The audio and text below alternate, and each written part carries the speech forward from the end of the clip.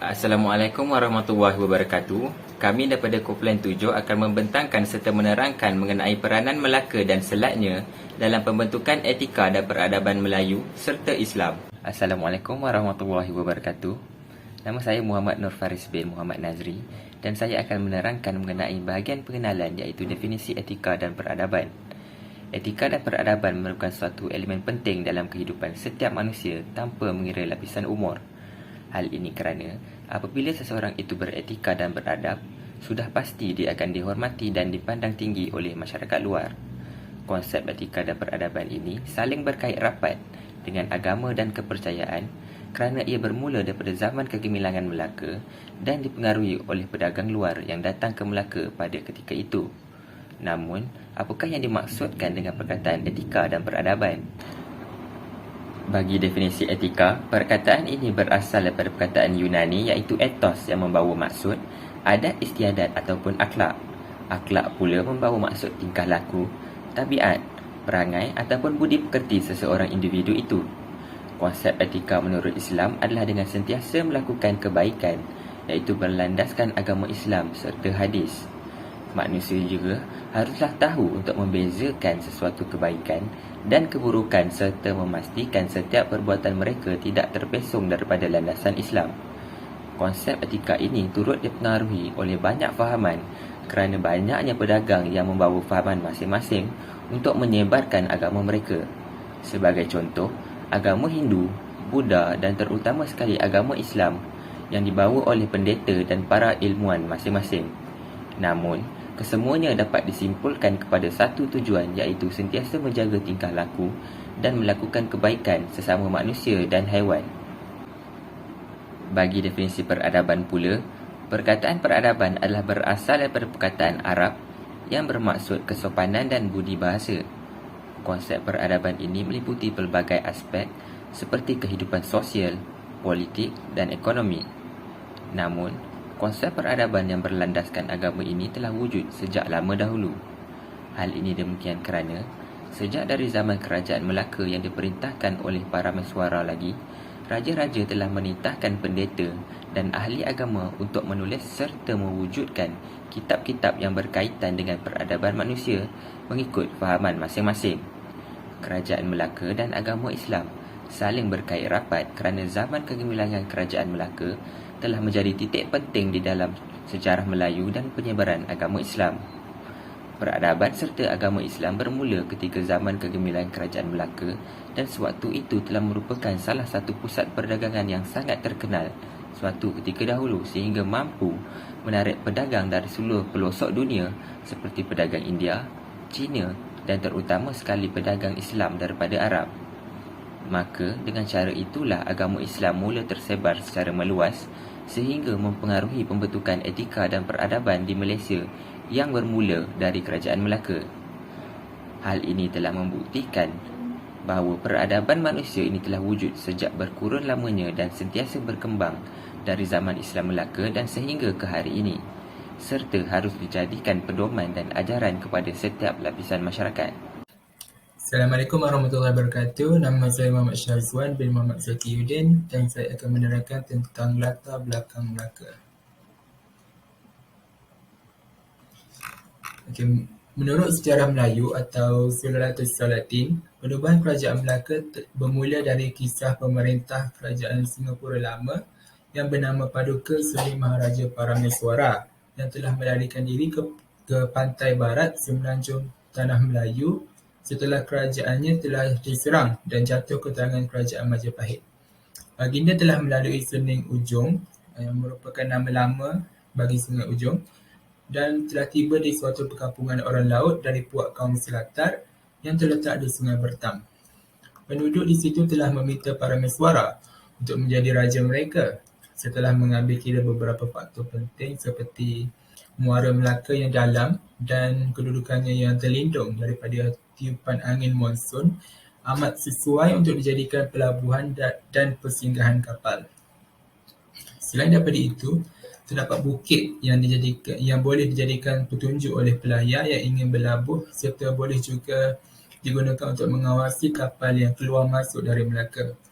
Dari segi pertahanan pula, terdapat banyak pokok api-api dan bakau di pantai dan muara Sungai Melaka yang boleh dijadikan benteng pertahanan. Para mesyuarat telah bersetuju kerana baginda merasakan tempat tersebut berpotensi untuk dijadikan sebuah bandar pelabuhan yang maju. Untuk bagi nama Melaka, ianya dikatakan diinspirasikan daripada kisah seekor pelanduk yang telah menendang anjing pemburuan para mesyuarat, yang mana kejadian tersebut telah disaksikan sendiri oleh baginda. Baginda menganggap kejadian tersebut sebagai sesuatu yang luar biasa dan menurut kepercayaan orang Melayu lama, suatu kejadian luar biasa seperti itu akan menandakan pekerjaan yang boleh mendatangkan kejayaan. Nama Melaka diambil bersempena nama sebuah pokok yang baginda telah duduk berteduh semasa menyaksikan kejadian tersebut. Dan seterusnya, saya akan menerangkan tentang sejarah pemerintahan zaman Kesultanan Melayu Melaka. Pemerintahan Kesultanan Melayu Melaka dimulakan oleh para mesyuarat sendiri yang memerintah dengan menggunakan nama Raja Iskandar Shah. Setelah beliau mangkat pada tahun 1414, pemerintahan Kerajaan Melaka diwarisi pula oleh putera baginda iaitu Sultan Megat Iskandar Shah. Baginda merupakan sultan pertama yang memeluk agama Islam sekaligus menjadikan Melaka sebuah kerajaan Islam. Selepas 10 tahun, tampuk pemerintahan diberikan pula kepada putera baginda iaitu Seri Maharaja yang menggunakan gelaran Sultan Mahmud Shah. Baginda memerintah selama 20 tahun sebelum digantikan oleh putera bongsunya Raja Ibrahim.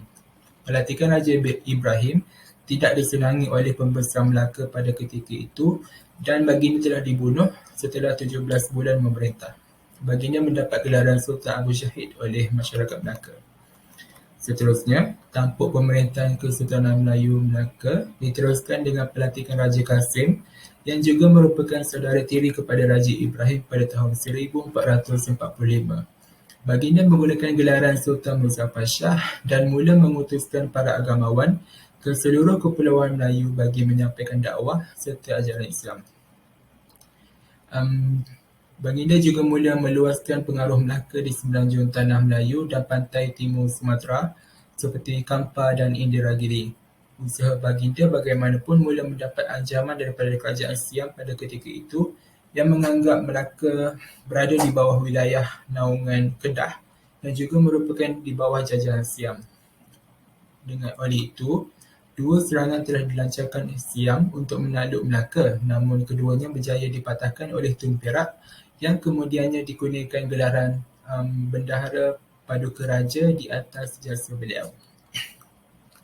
Pada tahun 1459, Sultan Mansur Shah mula menaiki takhta dan baginda meneruskan usaha perluasan Empayar Melayu Melaka dengan menjadikan Kedah, Pahang, Johor, Jambi dan Siak sebagai kerajaan jajahan. Ini bertujuan untuk menjamin keselamatan Melaka dengan mengawal negeri-negeri jiran yang mengapit Melaka. Pada tahun 1477, Sultan Alauddin Riyad Shah mula memerintah dan seterusnya digantikan oleh Sultan Mahmud Shah pada tahun 1488. Baginda merupakan sultan terakhir bagi kerajaan Kesultanan Melayu Melaka setelah Melaka jatuh ke tangan Portugis pada tahun 1511. Kegemilangan kerajaan Kesultanan Melayu Melaka telah terbukti di dalam libatan sejarah bangsa Melayu apabila Melaka telah muncul sebagai sebuah pusat perdagangan baru menggantikan Sriwijaya pada abad ke-15. Kekuasaan kerajaan Melaka pada ketika itu setanding dengan kuasa besar lain seperti Siam dan Sriwijaya. Malah, pada lewat kurun ke-15, Melaka telah memutuskan hubungan hormat dengan Siam bagi menandakan Melaka bukan lagi sebuah kerajaan kecil dan lemah berbanding kerajaan Siam. Itu sahaja daripada saya. Terima kasih. Assalamualaikum warahmatullahi wabarakatuh. Saya Alisa Dana dan saya akan membentangkan tentang peranan Melaka dalam pembentukan etika dan peradaban. Peranan Melaka dalam pembentukan etika dan peradaban merangkumi 3 aspek, iaitu dari segi pembentukan Tamadun Melaka, perdagangan di Selat Melaka dan adanya hubungan diplomatik antara Melaka dan negara China. Pembentukan dari segi Tamadun Melaka ini merupakan penyumbang terbesar di dalam pembentukan etika dan peradabannya, di mana Tamadun Melayu Melaka ini kekal gagah dan unggul pada zamannya. apabila setiap undang-undang yang digubal oleh Kerajaan Melaka itu dipatuhi oleh masyarakat serta para pedagang yang datang dari pelosok dunia. Selanjutnya, Melaka turut terkenal melalui kepesatan pada perkembangan agama Islam yang terulung pada zaman tersebut. Oleh hal yang demikian, dapat dibuktikan bahawa dengan adanya ketamadunan yang terbentuk di Melaka ini, ianya membawa kepada kemunculan Melaka sebagai pusat kemasyarakatan dan perkembangan Islam daripada aspek pemerintahan, perdagangan dan kepelbagaian budaya. Selain itu, bagi membentuk sebuah masyarakat perdagangan yang unggul, Kerajaan Melaka turut menggubal Hukum Kanun Melaka yang dapat melindungi kerajaan, rakyat dan negeri Melaka itu sendiri. Hukum Kanun Melaka ini meliputi segala komponen undang-undang jenayah Islam seperti hudud, qisas dan takzir. Bukan sekadar itu, Hukum Kanun Melaka ini juga merupakan sistem perundangan yang berteraskan agama Islam dan dicipta oleh Kesultanan Melaka. Sistem ini merupakan salah satu contoh sistem perundangan yang terawal di alam Melayu. Akhir sekali, aspek kepelbagaian budaya di Melaka ini membolehkan rakyat dari pelbagai latar belakang budaya dan agama bebas untuk berinteraksi sekaligus menjadikan Melaka sebagai sebuah kota multibudaya pada zaman tersebut. Aspek kedua adalah dengan adanya perdagangan di Selat Melaka. Selat Melaka mempunyai kedudukan yang strategik untuk berdagang, di mana ianya terletak di tengah-tengah laluan perdagangan di benua Asia, iaitu di antara timur dan juga barat. Selain itu, kedudukan Melaka yang telah menakluki kawasan laluan perdagangan di Selat Melaka menjadikannya sebagai salah satu kuasa ekonomi terbesar di Nusantara. Seterusnya, disebabkan adanya muara Sungai Melaka yang dalam, ianya membolehkan kapal-kapal besar berlabuh di pelabuhan pedagang.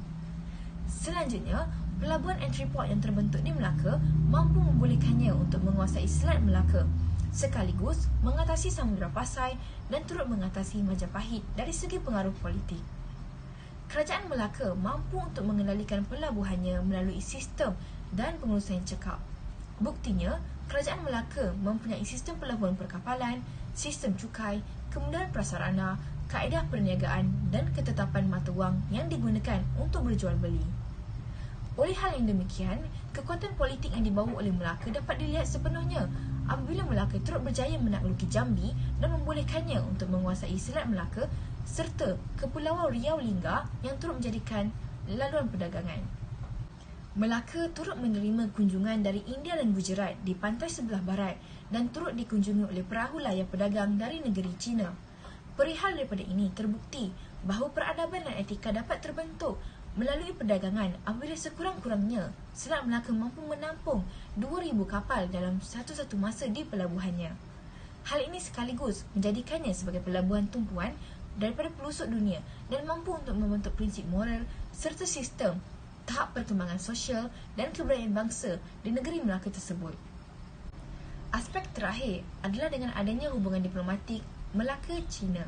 Perhubungan antarabangsa di antara Melaka dan kuasa luar, khususnya bersama negeri China yang mempunyai kuasa berpengaruh di Asia Tenggara pada abad ke-15 mampu menjadikan kerajaan Melaka sebagai sebuah kerajaan yang kuat dan dilindungi daripada sebarang ancaman luar. Oleh hal yang demikian, hasil daripada perlindungan politik serta pengiktirafan pemerintahan Kesultanan Melaka dari negeri China membolehkan kerajaan Melaka memperoleh kemasyhuran apabila Melaka mampu menerima lebih banyak kehadiran pedagang asing, sekaligus menjadikannya sebagai pelabuhan entry port serta pusat perdagangan utama di Asia Tenggara yang berkembang maju dan pesat. Tuntasnya, daripada hubungan diplomatik dengan China ini, Melaka mampu untuk mentadbir secara damai kerana tidak mempunyai musuh dan kerajaan Melaka terus berusaha memperbaiki hubungan dengan negara lain agar Selat Melaka dapat dikawal sepenuhnya oleh kerajaan Melaka itu sendiri. Sekian, terima kasih. Assalamualaikum warahmatullahi wabarakatuh. Nama saya Nur Syamimi Fariha binti Syamsuddin dan saya akan menerangkan tentang kesan pembentukan Tamadun Melaka. Baiklah, kesan yang pertama dalam pembentukan Tamadun Melaka adalah Melaka menjadi pusat perdagangan. Seperti yang kita tahu, tanah Melayu terdahulunya terkenal dengan kemasyhuran pelabuhan di Selat Melaka yang menjadi salah satu tempat pilihan ramai dari seluruh pelosok dunia untuk berdagang. Disebabkan oleh itu, perkembangan ekonomi di tanah Melayu telah berlaku dengan pesat. Hal ini demikian kerana Pelabuhan Melaka yang dijadikan sebagai pusat interport. Samudra Pasai juga dapat diatasi oleh Melaka dengan kewujudan pelabuhan interport ini. Pelabuhan Melaka yang terletak di kawasan yang mempunyai hasil dagangan penting seperti rempah ratus yang sangat diperlukan oleh saudagar dari timur dan barat juga menjadi salah satu sebab perkembangan ekonomi di sana. Ianya juga telah menjadi sebab mereka mengunjungi Pelabuhan Melaka. Selain itu, perkembangan ekonomi di Melaka juga adalah disebabkan pengurusan perdagangan mereka yang cekap. Disebabkan kecekapan mereka yang menguruskan hal perdagangan ini, ramai pendatang asing yang tertarik untuk berdagang di Melaka. Sebagai contoh, mereka telah membahagikan tugas untuk menguruskan urusan perdagangan itu kepada beberapa golongan iaitu Syah Bandar, Nahkoda dan Kiwi. Ketiga-tiga golongan ini mempunyai tanggungjawab dan peranan tersendiri. Seterusnya, perkembangan perdagangan ini juga adalah disebabkan kemudahan yang terdapat di Pelabuhan Melaka. Pelabuhan Melaka telah menyediakan banyak kemudahan yang mana telah membuatkan ramai para pedagang tertarik untuk berdagang di sana. Antara kemudahan-kemudahan yang disediakan di Pelabuhan Melaka itu adalah tempat penginapan, tempat perniagaan, gudang, sistem sukatan dan timbangan. Kemudahan yang disediakan di pelabuhan ini sangat mempengaruhi dan membawa keuntungan kepada Melaka. Kedua adalah Melaka sebagai pusat penyebaran Islam. Penyebaran Islam merupakan salah satu peranan terbesar Melaka dalam sejarahnya yang telah mengatasi semua kerajaan Islam yang lain di Nusantara. Disebabkan kedudukan politik Melaka yang dimiliki sebagai sebuah empire dan merupakan sebuah pusat perdagangan yang terbesar di rantau ini, Melaka telah memanfaatkannya dengan menukar kepercayaan asal orang Melayu yang berasaskan Hindu-Buddha kepada menganut agama Tauhid, iaitu Islam. Disebabkan oleh itu, hampir seluruh Nusantara telah berjaya diislamkan apabila proses penyebaran Islam di Melaka terlihat begitu pantas bermula abad ke-14 Masihi. Pengaruh Islam lebih ketara dalam pemerintahan di Melaka adalah disebabkan berlakunya penglibatan para ulama dalam pentadbiran kerajaan. Antara kegiatan para ulama dalam penyebaran dakwah di Melaka adalah mereka mengajar dan menyebarkan ilmu Islam. Selain itu, majlis-majlis ilmu juga terus berleluasa dari anjung istana hingga ke masjid dan surau-surau dengan kedatangan para ulama. Pelbagai gerakan telah digunakan oleh para ulama untuk mengajak orang Melayu dan para pedagang untuk menganut Islam. Bukan sahaja itu, raja juga telah tertarik dengan Islam. Para ulama juga telah berperanan sebagai penasihat-penasihat sultan untuk mewujudkan budaya pentadbiran Islam. Pada masa yang sama, agama Islam telah menjadi agama rasmi. Penggumpalan undang-undang sangat jelas dengan penglibatan para ulama. Seterusnya, sistem pentadbiran di Melaka. Di samping itu, pembentukan etika dan peradaban Melayu di Melaka juga telah memberi kesan dalam pentadbiran di Melaka. Sebagai contoh, sistem pentadbiran yang tersusun. Kesultanan merupakan bukti ketinggian peradaban yang telah lahir sejak era sebelum kolonial lagi. Sistem 4 lipatan terkenal dalam Kesultanan Melayu Melaka dan diikuti pula dengan fungsi 4 pembesar utama yang jelas dan menonjol. Selain daripada itu, ia juga memberi kesan apabila wujudnya unsur daulat yang bukan sahaja disandarkan terhadap kerajaan, malahan juga diri seorang raja sehingga membolehkan para pemerintah Kesultanan Melayu Melaka memiliki wibawa sebagai seorang raja. Unsur daulat ini sangat penting sebagai cerminan cara pemikiran masyarakat Melayu pada waktu itu dalam memandang ketinggian pemerintah dan kerajaannya. Sekian saja daripada saya. Terima kasih. Assalamualaikum dan selamat sejahtera. Saya Nur Arisha Hafrina binti Hussein akan membentangkan tentang topik cabaran Melaka menangani penjajah dalam membangunkan peradaban. Saya akan membincangkan tentang cabaran yang dilalui Melaka dari segi politik dan agama. Cabaran yang harus dilalui oleh Melaka dari segi politik iaitu kehadiran pembelut. Kehadiran pembelut ini merupakan punca utama Melaka telah dijajah oleh Portugis dan ini menjadi titik permulaan kepada zaman penjajahan di Melaka. Ini terjadi apabila Portugis berjaya mendapatkan bantuan pembelut yang datang dari kalangan orang istana yang iri hati dengan kemasyhuran Tun Fatimah dan keturunannya. Disebabkan kehadiran pembelut ini, sistem pemerintahan atau pentadbiran Melaka telah berubah kerana menerima campur tangan dari penjajah. Penjajah-penjajah ini cuba untuk masuk campur dengan menawarkan pelbagai janji manis kepada orang tempatan seperti berjanji untuk membangunkan Melaka, namun mereka cuba untuk mengaut keuntungan hasil bumi Melaka dan menggunakannya untuk memajukan negara mereka sendiri. Selain itu, Melaka juga tidak dapat mengekalkan pentadbiran yang stabil. Ini kerana Portugis telah menukarkan pusat pelabuhan utama yang sebelum ini berpusat di Melaka kepada Riau. Sebelum kedatangan penjajah, kedudukan politik stabil kerana Melaka merupakan sebuah empayar dan pusat perdagangan terbesar. Agama Islam juga giat disebarkan dan hampir seluruh Nusantara diislamkan. Melaka berjaya menjadi kuasa politik yang besar kerana mengamalkan sistem pemerintahan Islam. Contohnya, hukum kanun Melaka dan Undang-Undang Laut Melaka merupakan penguatkuasaan undang-undang syariat yang diperkenalkan oleh Sultan Muzaffar Shah. Contohnya Undang-Undang Jenayah Islam iaitu hudud, kisas dan takzir terkandung dalam hukum kanun Melaka. Manakala menentukan peraturan pelayaran dan perdagangan pula merupakan salah satu hukum yang terkandung dalam Undang-Undang Laut Melaka. Selain itu, mengikut Undang-Undang Hukum Kanun Melaka ini, Jawatan Kodi diperkenalkan bagi mengendalikan urusan kehakiman negara di bawah bendahara. Walaupun unsur-unsur Islam diterapkan dalam sistem pemerintahan, elemen Melayu tradisional masih dikekalkan dan tidak bercanggah dengan syariat. Seterusnya, penyebaran agama Kristian. Ini kerana Melaka mengamalkan sistem pemerintahan yang berasaskan agama Islam dan ini menyebabkan Melaka mengalami kesukaran dalam meneruskan sistem pentadbiran yang sedia ada. Ajaran agama Kristian tersebut disebarkan apabila Saint Francis Xavier datang dan membina sebuah sekolah yang merupakan sekolah pertama di Melaka untuk Katolik dan orang tempatan yang memeluk agama tersebut. Namun begitu, sehingga kini masih ramai rakyat yang beragama Islam di Melaka atau Malaysia dan sistem pemerintahan berdasarkan agama Islam masih dipraktikkan. Berikut merupakan cabaran-cabaran yang dilalui oleh Melaka yang dapat kita lihat akibat kedatangan penjajah dari segi politik. Cabaran yang dilalui Melaka dari agama pula iaitu kedatangan agama Kristian. Ini kerana sebelum kedatangan penjajah, Melaka merupakan pusat penyebaran agama Islam. Sebelum kedatangan Islam, masyarakat di tanah Melayu mengamalkan kepercayaan animisme dan dinamisme.